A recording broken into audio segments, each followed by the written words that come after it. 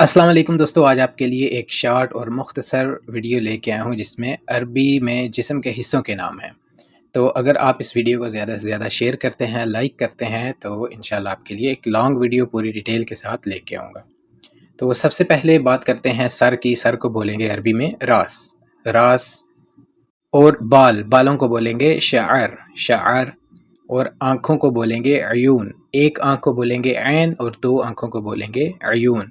नाक को बोलेंगे खशम, खशम।